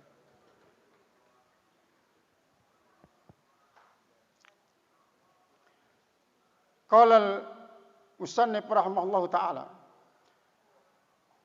Jadi ini, kalau datang di rumahnya, apa saja yang ia sukai, sudah di pintu rumahnya. Kemudian, bukan saja dia suka, ahlu dunia, ini jadi fa'il daripada yargabu, ma yargabu fihi ahlu dunia, minal ittisa'i, daripada kelapangan dan keluasan, wan nikmati, dan daripada nikmat-nikmat, fa'urida alaihi, maka didatangkan kepadanya, lam yanzur ila dzalika, dia tidak memandang kepada demikian itu. Ingat, jangan berarti tidak memandang membuat orang yang membawa itu menjadi apa? Tidak terhormat. Maksudnya bukan begitu, dia tetap pandang. Ini pada saat ini ya, orang senang sesuatu, dia datangkan, dia pandang, dia hormati orang yang membawa itu. Tetapi bukan hakikatnya yang membawa itu yang dilihat, tapi begitu dia datang muncul, dia nampak di dalam ingatannya Allah yang membawanya. Itu maksudnya. Bukan berarti tidak nengok terhadap apa yang dibawa itu supaya orang itu menjadi merasa kecil, merasa hina. Kadang-kadang dia bilang, apa kurang ajar orang ini. Baru ini yang saya bawakan kepada dia, baru dia tidak menengoknya. Maunya dibawakan emas intan berlian, segudang, baru dia tengok. Kita ulangi seperti yang saya ceritakan tentang Syekh Lopan. Ketika seorang miskin ingin bersedekah, diticipi makanannya oleh orang saleh seperti Tuan Guru Lopan. Dia tidak punya apa-apa. Akhirnya apa? Dia berusaha dengan semaksimal mungkin, dengan sehalal-halal mungkin untuk mendapatkan beras hanya satu cangkir lah istilah kita. Satu cangkir. Dan dia dapatkan hanya satu pohon bayam tumbuh di halaman rumahnya. Dia petik itu. Dia bawa itu nasi sepiring dengan sayur bayam. Dia bawa. Mohon diberikan Tuan Syekh ini ya. Merbot itu tidak punya malu kok. Masa nasi sepiring dengan hanya sepiring bayam dibawakan Tuan Syekh. Hanya diterima, ditaruhlah di dalam beduk. Ditaruh di dalam beduk itu nasi sepiring dengan bayam itu. Sementara yang kaya, luar biasa, ada ayam, segitu dan macam-macam lah. Untuk memanjakan Tuan Guru. Betul, sudah tersaji semuanya. Wah, tersaji semuanya. Akhirnya, begitu siap pada makan, lah mulai ya saat-saat singin ini si mai ya kanat pasan beliau. Ya, nasi putih wah kayak jengkala lembain. Pasan beliau. Akhirnya si merbot itu terkejut. Astaga, ingat aku nasi setuluk kulit dalam bedok ini. Tindak pita terus. Betul masih utuh disajikan. Itulah yang dimakan begitu nikmat oleh beliau. Nasi hanya dengan seburan sayur bayam itu. Tak ada yang lain. Akhirnya dia tanya, Ini ayam, siapa yang bawa daging ayam begitu enak kelihatannya? Si fulan, tuan guru. Dia pelihara sendiri, betul dia pelihara sendiri. Dia kandangkan ini ayam, enggak dikandangkan. Rumahnya di mana dia? Di pinggir di pinggir sawah. Oh, berarti dia sering makan padi orang ini ayam. Untung saya tidak makan tadi. Berarti dia subhat ayam ini. Ini siapa yang bawa ikan mujair? Murid Dwi Saniki, tuan guru. Dia menangkap atau dia pelihara di kolamnya. Dia pelihara di kolamnya. Terus bagaimana jatuh menangkapnya? Dia sorok atau dengan cara dipancing? Dipancing. Untung saya tidak makannya. Dia ditangkap dengan cara menyakiti ikan ini tadi. Nah, itulah gambaran daripada wara. Gambaran daripada wara. Ya Allah, memang sangat-sangat sulit hal ini untuk kehidupan kita yang sekarang. Karena kita harus bertanya secara tuntas kan ketika kita pergi ke kebun raya misalnya mau beli ayam. Kita tanya, ini ayam bapak nendak atau bapak yang anyam? Nendak, dari mana dia nendak? Ini sudah tangan keempat. Diselusuri. Ternyata dia itu di pinggir kebun dia peliharaan. Berarti sering dia makan pucuk pisang orang. Jadi tidak usah beli. Karena apa? Dia subhat. Itu gambaran daripada wara yang sangat-sangat. Itu pun masih wara tingkat sangat rendah gitu ya. Tingkat sangat rendah. Karena apa? Dia masih meyakini bahwa ini uang saya ya supaya beli. Saya cari uang ini saya dapatkan. Tidak mengatakan ini dari Allah. Dengan gerakan Allah. Qala al-musannif rahimahullahu ta'ala. Faurida alaihi lam yanzur ila dhalika wa lam yaftah babahu. Dia tidak memandang lalu dia tidak membuka pintunya. Dia buka pintunya. Karena atan minhu, yaitu karena daripadanya bihalihi dengan keadaannya. Nah, ini berbeda seperti tadi itu ya. Dia lihat tapi bukan yang membawa itu, yang lihat bukan barang yang dilihat tapi Allah yang memberikan dia. Kalau ini dibuka saja pintunya tidak. Menengok tidak karena dia tidak buka pintu. Secara syar'i ini ya secara syar'i berarti kan mengecewakan orang yang membawa dia akan bersedekah. Tetapi itulah kewaspadaan daripada seorang yang sudah wara. Kewaspadaan. Kenapa? Apa dia tidak berdosa kalau orang ini nanti merasa hina dengan sebab perlakuannya yang tidak membukakan pintu buat tamunya membawakan sesuatu yang akan diberikan kepadanya berupa sedekah? Apa dia tidak merasa berdosa? Dengan sebab orang ini marah lantaran perilakunya. Maka orang semacam ini adalah dia sudah sampai kepada makom pokoknya apapun yang dikatakan oleh orang daripada makhluk ini saya tidak peduli. Yang penting Allah tetap cinta kepada saya. Berarti dari segi syariat dia berdosa. Dia berdosa. Itu. Apakah dosanya ini tidak membuat dia terjegal perjalanannya untuk menuju Mahkamah Qadirul Jalil? Ini niatnya. Niatnya apa? Supaya apa? Supaya jangan saya nanti yang menerima itu, tapi supaya disedekahkan kepada orang lain, nanti orang lain yang menerima dia, dari situ dia dapat pahala. Disitulah keunikan daripada pemikiran para sufi yang kadang-kadang jauh bertentangan dengan apa yang dilakukan oleh para ahli fikih. Nah itu. Wa qad ruya anin Nabi sallallahu alaihi wasallam, dan sungguhnya telah diriwayatkan daripada Nabi sallallahu alaihi wasallam fi mana qaulihi ta'ala falanuhyiyannahu hayatan thayyibatan, maka kami akan berikan hidup baginya kehidupan yang bagus.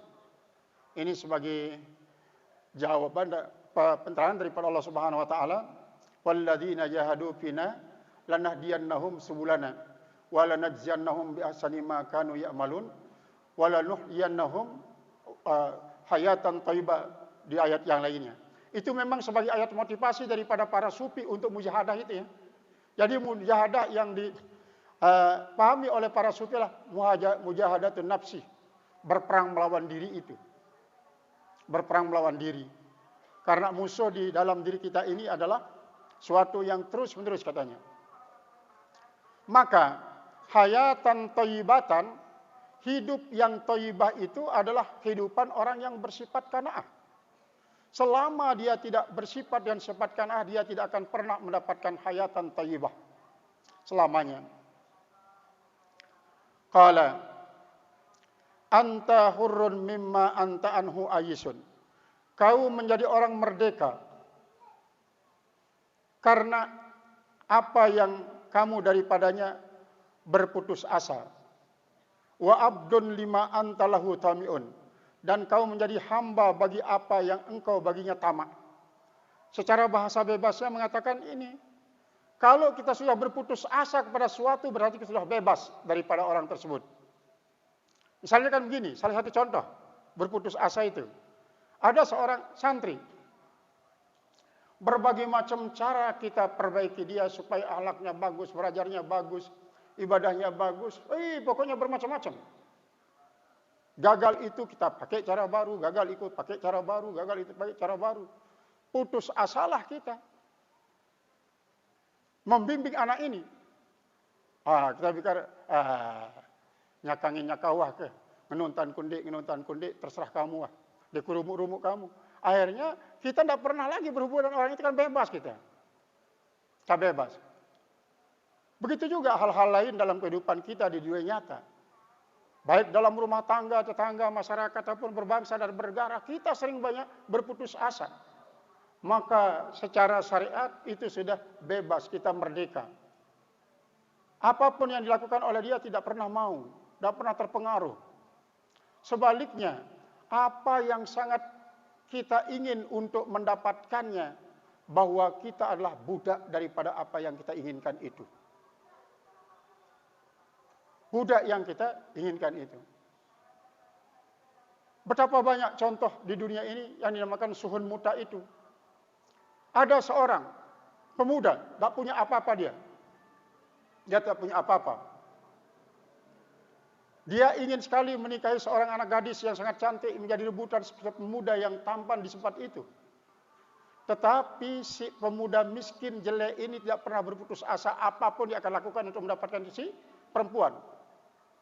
Akhirnya betul dihormatilah keinginannya yang begitu besar. Apapun persyaratannya ya. Apapun persyaratannya, apapun diperintahkan pada saya akan lakukan. Akhirnya zaman dulu kan masih orang lowong itu, lowong.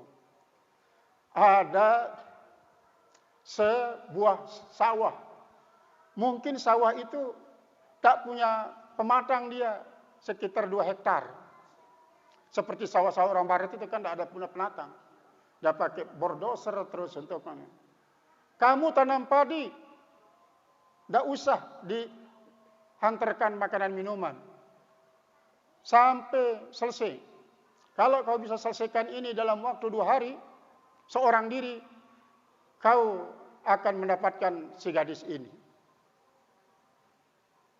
Mau dia pemuda itu? Wah, enteng ini dia bilang. Dia coba. Dia cuma ingin kemauan tinggi tapi tak punya teknis. Tidak punya teknis. Akhirnya dia coba dari awal, cepat sekali dia. Tidak sampai berapa jam sudah rangkongnya lemes. Pinggangnya sudah mulai betul-betul mulai. Belum sampai seberapa rapa, dia pun pingsan. Dia pingsan. Lama sekali dia pingsan. Masih sanggup untuk melanjutkannya? Masih, dia bilang, pokoknya saya dapatkan dia. Ini, itu yang kenapa dia tidak seperti sang Kuryang yang ingin nikah bersama ibunya itu, sampai dia jadikan sebagai apa? Ini, kenapa dia tidak minta kepada jin supaya dalam waktu setengah malam bisa diselesaikan? Itu karena dia kurang apa? Kurang akal. Dia hanya punya. Nah, ini adalah orang tamak, dijadikan sebagai budak oleh ketamakannya itu terhadap orang yang akan diharapkan memberikan kepadanya. At-tam'u fi syai'i dalilun 'alal hubbi lahu. Tamak atas segala sesuatu itu menjadi tanda atas cintanya bagi itu sesuatu. Wa fartul ihtiyaji, dan berlebih-lebihan keinginan ila naini untuk mendapatkannya. Wa dzalika ubudiyatun lahu, dan itu semuanya adalah merupakan kehambaan baginya. Kama annal ya'sa, sebagaimana halnya berputus asa minasyai'i, daripada suatu itu, dalilun ala faragil qalbin minhu, menjadi dalil atas kosongnya hati daripada itu sesuatu. Wa ginahu anhu, dan terkayanya daripada suatu itu. Wa dzalika hurriyatun minhu, dan yang demikian itu adalah kemerdekaan daripadanya. Fattami'u abdun, orang yang tamak itulah budak. Wal ya'su hurrun, sedangkan kepus atas itu adalah merupakan kemerdekaan. Jadi putus asa kemerdekaan. Memang betul seperti tadi itu ya. Ketika kita sudah berputus asa, tidak lagi kita berhubungan dengan orang yang memutuskan asa kepada kita, kita bebas, tidak berhubungan. Walihadza qila, dan karena itulah dikatakan, al-abdu hurrun ma kana, wal hurru abdun ma tama. Fakna wala tatma, pama syai'un yasinu siwa tama. Al-abdu hurrun, orang yang menjadi budak ini sebenarnya dia merdeka daripada apa yang ia kanaahkan, daripada apa yang dia tidak inginkan. Artinya seorang budak pun bisa menjadi merdeka kalau dia bersifat kanaah. Dan al-hurru abdun matama, sedangkan orang yang merdeka itu bisa menjadi budak lantaran apa yang sangat ia inginkan. Pakna, oleh sebab itu kanaahlah. Wala tatma, dengan kamu tamak. Pama syai'un yashinu siwa tamak, tak ada sesuatu yang sangat keras selain daripada tamak. Selain daripada tamak. Artinya seperti yang diterangkan di awal, keinginan keras untuk mendapatkan sesuatu kadang-kadang itu sangat terpuji kalau memang itu arahnya ke terpujian. Seperti yang dilakukan oleh seorang yang dari orang tuanya, kakeknya, neneknya, buyutnya sampai 7 keturunan budak terus. Dia menjadi budak. Sampailah dia keturunan yang ke-7. Keturunan yang ke-7. Nah, dia ingin untuk menjadi orang yang merdeka. Dia mendengarkan sabda Rasulullah SAW, man arada ayyahruja minal ubudiyati falyakun aminan. Siapa saja yang ingin keluar daripada sifat perbudakan, maka dia wajib menjadi dia pasti akan menjadi orang yang merdeka, berhenti jadi budak. Artinya kalau budak ingin merdeka, silahkan dia bersifat amanah. Maka orang ini dia disuruh untuk menjaga kebun anggur selama 11 tahun. Bagaimanapun anggur ini sampai rontok, begitu tua, masak matangnya sampai membasahi pelataran di bawah pangkal-pangkal pohon anggur, dia tidak pernah memungut 1 biji pun untuk dicicipi. Tak pernah 1 biji pun, sehingga dia tidak tahu mana namanya anggur yang matang, mana anggur yang mentah. Gitu. Akhirnya pada tahun yang ke-11, dia disuruh oleh tuannya, si pemilik itu kebun, coba kau petikkan kita anggur yang matang-matang, yang segar supaya kita enak memakannya. Dia tidak tahu perbedaan antara yang matang dan yang mentah. Ternyata yang mentah-mentah itu yang dipungut, lalu dikasihkan kepada tuannya. Tuannya ngomel. Kurang ajar kamu, 11 tahun kamu mengabdi di sini, tidak tahu perbedaan antara anggur yang matang dan yang mentah. Tidak tahu perbedaan. Akhirnya dibilang apa oleh si budak ini? Tuan, saya memang tidak tahu perbedaan mana anggur yang matang dan anggur yang mentah. Karena berapa ribu anggur yang berguguran jatuh sampai membasahi pelataran tanah yang ada tempat tumbuhnya anggur-anggur ini. Tidak pernah saya pungut satu biji pun. Terkejut. Pemilik kebun itu. Terkejut dia. Begitu amanahnya anak ini. Begitu amanahnya. Akhirnya, begitu dia amanah, tidak diberhentikan.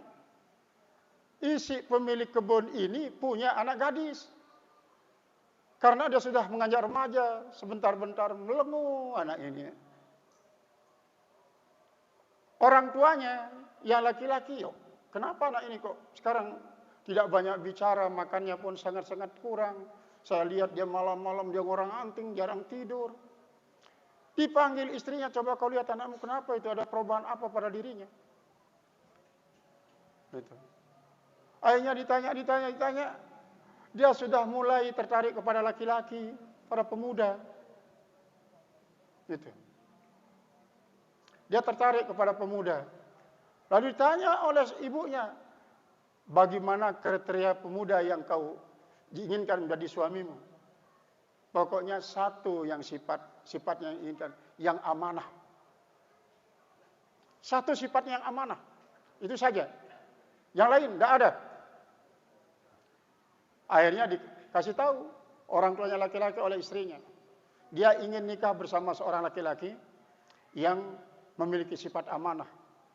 Maka ingat dia kepada penunggu kurmanya ini, penunggu anggurnya itu. Berarti anak ini yang paling amanah di dunia. Paling amanah orang Arab. Itu. Dia paling amanah. Dinikahkanlah dia. Dinikahkan dia. Setelah dia dimerdekakan oleh pemilik kebun. Berhenti dia jadi budak. Begitu nikah, hamil muda, meninggal dah dia. Suaminya yang jujur ini. Itu. Maka, karena dia masih hamil muda, setiap malam tidak ada yang diminta oleh anak daripada pemilik anggur ini, kecuali adalah supaya dia mempunyai seorang anak yang amanah. Dia bertawasul dengan keamanahan suaminya. Nah itu. Akhirnya begitu dia lahir anaknya, langsunglah dinamakan anak ini dengan ibnu orang tuanya. Siapa namanya itu Walid itu? Ibnul Arabi ya. Karena namanya Arab ini. Dan Arab bukan bangsanya tapi namanya. Nah dia bertawasul Ibnul Arabi. Jangan. Badak sing ngante-ngante nu di mau nih gini. Dan lah ngante dengan berangan. Ngaji ini sampai biasa sampai peta si mau nih gini. Itulah yang menjadi Ibnul Arabi sekarang ini.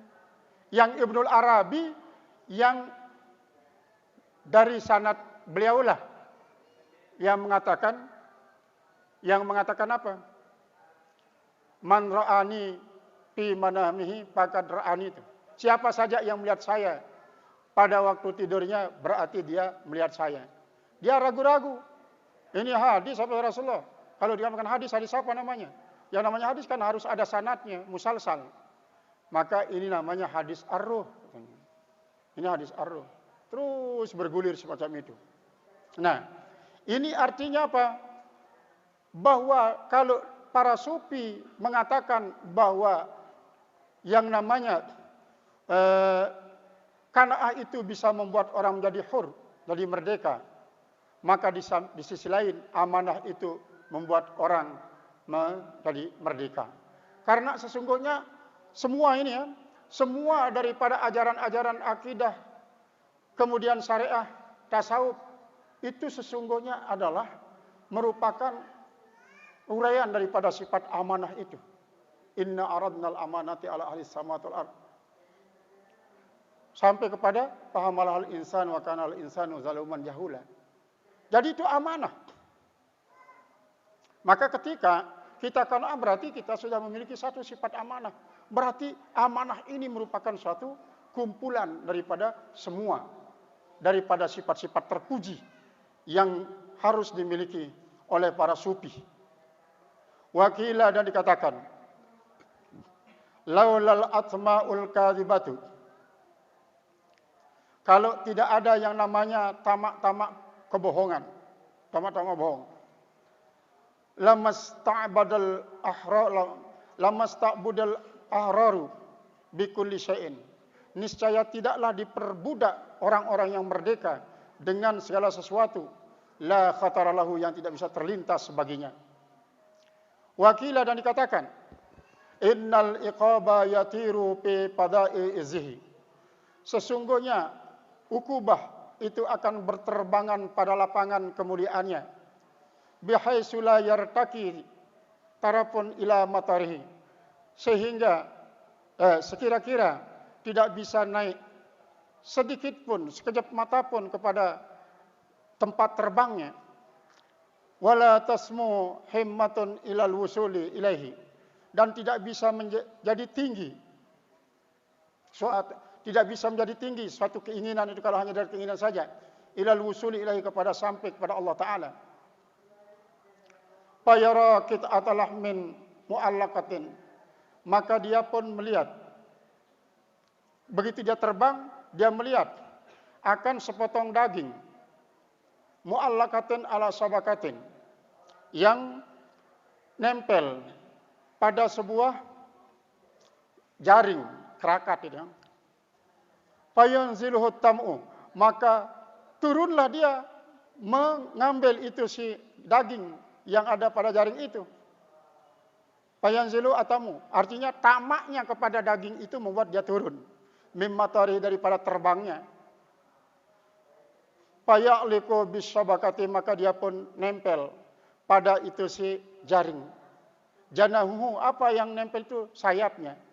Fayasiduhu sabiyun, lalu dia tertangkap, dia terjaring, artinya dia tertangkap oleh seorang anak kecil. Yal abubi, yang mempermainkan dia. Anak kecil yang mempermainkan dia. Nah, itu gambaran. Dia begitu terbang tinggi, padahal sudah ada sangunya di dalam perjalanan terbang itu.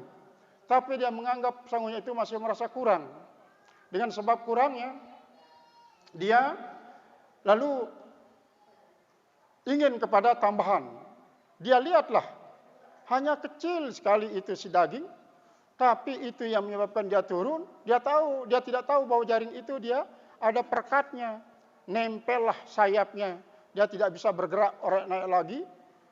Ada seorang anak kecil menangkap dia, diikatlah kakinya, dijadikanlah permainan kayak anak-anak yang main dengan capung dulu itu, dengan belalang.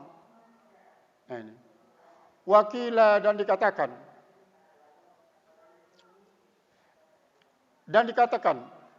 inna fathal musili radhiyallahu ta'ala anhum, sesungguhnya pembukaan orang yang bisa sampai oleh Allah Subhanahu wa taala, mudah-mudahan oleh rela daripadanya, kana qaidan, dia duduk.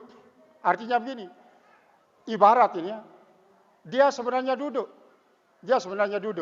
Tidak terbang seperti orang yang tadi. Dia duduk. Tetapi dia sudah dibukakan pintu.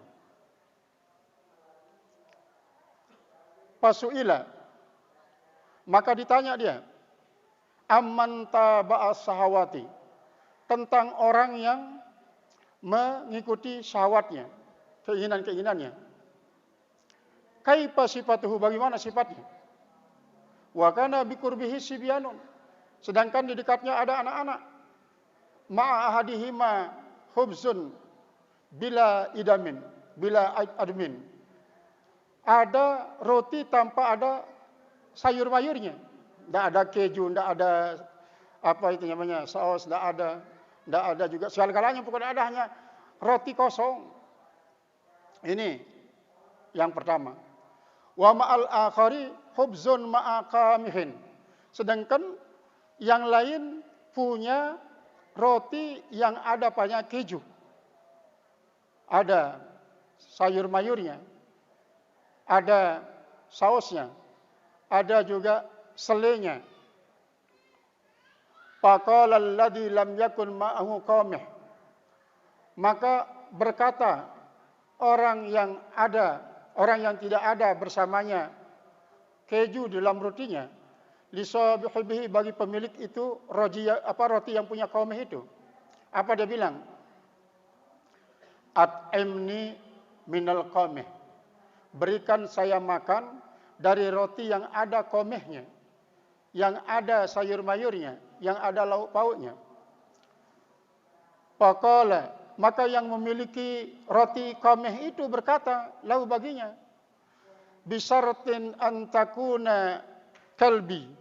Ya, saya akan berikan kepadamu dengan syarat kau itu menjadi anjing saya. Saya akan berikan kepadamu dengan syarat kau menjadi anjing saya. Faqala, maka berkata yang tamak itu, "Na'am." Boleh, deal katanya. Boleh sudah, saya jadi anjing. Yang penting Tuhan berikan saya yang adanya qamih itu. Faqala, "Na'am." Ya. Faja'ala fi raqbatihi khaytan. Maka yang punya qamih itu menjadikan pada batang leher itu si tamak khaytan, tali. Diikatlah sudah lehernya. Waja'ala yajruhu, dan mulailah dia terus berjalan. Didenden sudah kayak denden anjing. Kama yukadul kalbu, sebagaimana dituntun seekor anjing. Faqala, maka berkata, fathun lisaili, buka bagi orang yang meminta. Ama annahu law radiya, apakah tidak kalau dia redha, bi khubzihi, dengan rotinya, walam yatma' fi kamihin sahibihi, tidak tamak kepada keju yang ada pada pemilik itu roti. Lam yasir kalban li sahibihi, maka tidaklah dia menjadi anjing bagi pemilik roti itu. Jadi kata daripada musannif, seandainya orang ini merasa cukup dengan roti yang ada pada dirinya, di mana tidak ada keju, itu saja dia makan, dia akan kenyang. Tetapi karena dia ini ingin kepada itu si roti yang punya keju, karena dia sangat ingin, sanggup dia dijadikan menjadi apapun oleh pemilik roti tersebut. Akhirnya dijadikanlah dia gini ya, kalau kau ingin roti saya, sanggup kau saya jadikan jadi anjing saya, sanggup. Terima. Nah itu, terima. Akhirnya dituntun dia seperti dia menuntun seekor anjing. Seandainya tidak merasa cukup, tidak seperti itu dia katanya. Qala al-musannif rahimahullah ta'ala, wa hukiya an ba'dihim, dan diriwayatkan daripada sebagian mereka, annahu dakhala ala tilmidhin lahu, bahwasanya dia mursyid itu masuk atas muridnya. Faqaddamat tilmidhu ilaihi khubzan kifaran, maka menyajikan oleh murid itu kepada gurunya akan roti yang sangat kasar. Walam yakun lahu admun, tidak ada baginya sayur mayur.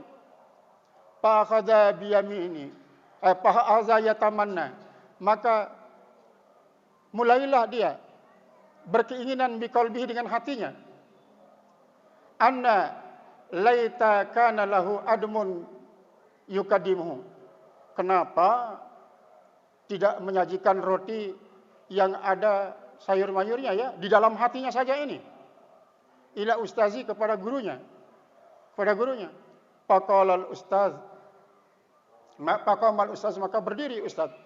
Wa qala ta'al, silahkan ma'iyah bersama saya. Fahamalahu ila babis sijni, lalu dia ajak itu si murid menuju pintu penjara. Para an-nasa yadribu wahidan, para an-nasa, maka dia melihat seorang Yadrib wahid. Dia memukul seorang. Yudrabu wahidun wa yuqta'u akharunnya. Jadi di penjara itu diperlihatkan ada seorang dipukul, seorang yang lainnya disembelih. Wa yu'adzabu, lalu diazab, kullu wahidin bi anwa'il azab. Masing-masing satu daripadanya dengan berbagai macam azab. Faqala al-ustazu li tilmiz. Berkatalah guru itu bagi muridnya. Tara haula'i, kau lihat mereka. Humul ladzina lam yasbiru. Mereka adalah orang-orang yang tidak sabar itu katanya. Alal khubzil kipar, atas roti yang kasar. Jadi, coba kau lihat, mereka akan dipukul ya. Bermacam-macam caranya dipukul dan dihukum. Tetapi semuanya adalah orang-orang yang tidak bersabar. Tidak bersabar hanya dengan memakan roti-roti yang kasar. Wakila, dan dikatakan, inna rajulan ukhrija minas sijni. Sesungguhnya ada seorang daripada penghuni penjara itu dikeluarkan daripada penjara. Wa fi rijlihi, dan pada rijlihi, pada kakinya, qaidun, ada ikatan. Yas'alun nasa, dia bertanya kepada orang, faqala li insanin, artinya dia minta kepada seorang ini ya. Pada saat dia keluar dari penjara, kakinya terborgol, kemudian dia minta kepada seorang, i'tini kisratan, coba kau berikan kepada saya pecahan-pecahan roti. Artinya sisa-sisa roti yang dilemparkan oleh orang lalu dikumpulkan. Berarti sangat sedikit itu. Faqala lau kana'tu bil kasrati, kalau saya ini kana'ah dengan pecahan-pecahan roti sisa-sisa, lama wudi al-qayyidu fi rijlika. Lau kana'ta, katanya, kalau kamu merasa cukup dengan pecahan-pecahan roti, niscaya tidaklah ditaruh akan ikatan di kakimu. Wara'a rajulun rajulan minal hukama, dan melihat oleh seorang akan seorang daripada ahli hikmah, ya'kulu ma tasaqata minal baqli, dia memakan apa yang berjatuhan daripada sayur-sayuran, ala ra'sil ma', di atas permukaan air. Faqala, lalu dia berkata, lau khadimtal sultana lam tahtaj ila aqlid hadan, seandainya kalau kau mengabdi pada raja, kamu tidak perlu setiap hari, setiap waktu kekali ini adalah menangkap sampah yang berupa potongan-potongan sayur. Faqala al-hakim, maka berkata hakim, wa anta law kana'ta bihadza, seandainya kalau kau kana'ah dengan ini, lam tahtaj ila khidmati sultan, niscaya kau tidak perlu berkhidmat kepada raja. Jadi maksudnya dalam kisah ini ada seorang bijak. Dia miskin sekali. Untuk mencari makanan, dia pergi ke kali. Dia pungut itu. Sayur-sayuran yang sudah dihanyutkan oleh pemiliknya setelah dibersihkan. Itu yang dipungut, itu yang dimakan, ya Allah. Setiap hari, bertahun-tahun. Itu saja. Sampai ditemui oleh seorang pejabat. Pejabat di kerajaan. Tuan, coba kalau kau mau dulu menjadi pejabat di kerajaan, tidak perlu tuan ini setiap waktu datang ke kali memakan daun-daunan sayur yang sudah dibuang-buang ini. Kan enak tinggal di istana raja, bekerja di situ. Dibalik oleh tuan itu.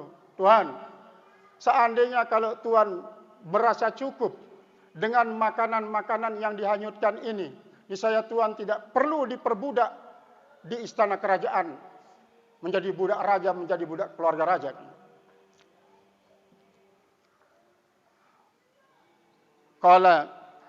Itulah kan'ahnya. Waqad aradtu an adhkurahuna hikayatan munasabatan lima nahnu fihi lita'rifa biha kaifa takunul himmatu wallahu a'lam bissawab. Ila al-marjal